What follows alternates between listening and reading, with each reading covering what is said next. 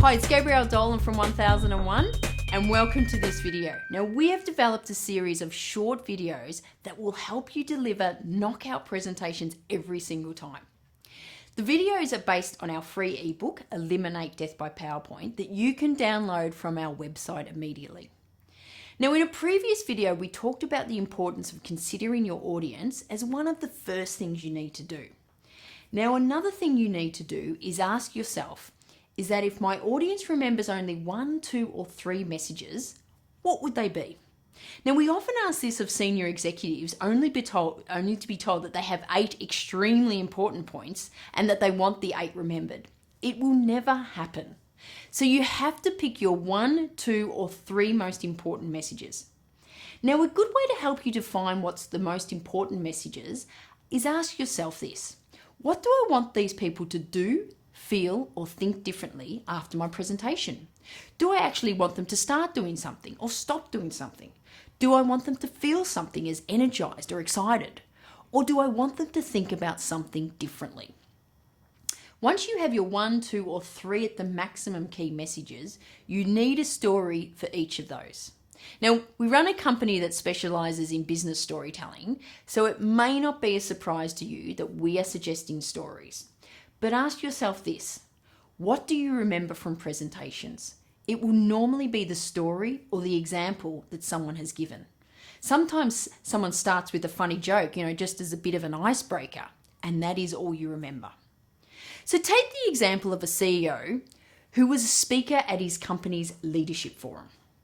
There were over 400 senior leaders present, and the forum was about how to better engage their employees. The CEO started with this story. There was a boy who was walking along the road, and a man came up to him in a car and said, "I'll give you $10 and a bar of chocolate if you get into the car." The boy continued walking along without looking at the driver. A couple of minutes later, the car approached the boy again, and the man said, "Okay, what about if I give you $50 and 2 bars of chocolates? Will you get into the car then?"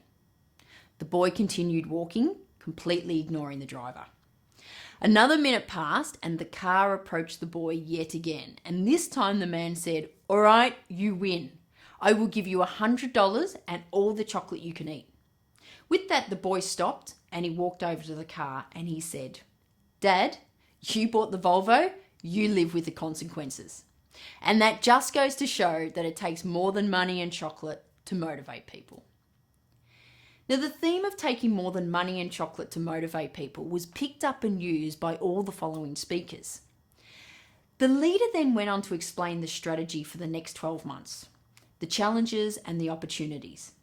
But he had clearly identified the most important message he wanted to deliver to his audience. He wanted them to start thinking differently about employee engagement.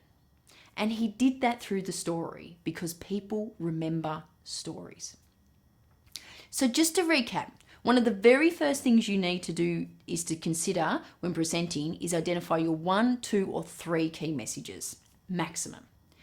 Do this by asking yourself, what do you want them to think, feel, or do differently? And once you've decided that, use a story to ensure your key messages are memorable. Now, we hope you enjoyed this short and sharp video, which is one of many. If you want to find out more tips and techniques to help you deliver fantastic presentations, then we invite you to download our free ebook, Eliminate Death by PowerPoint, from our website. Simply go to our website, 1001.com.au, and provide us with your name and your preferred email address, and we will immediately send you our ebook, Eliminate Death by PowerPoint.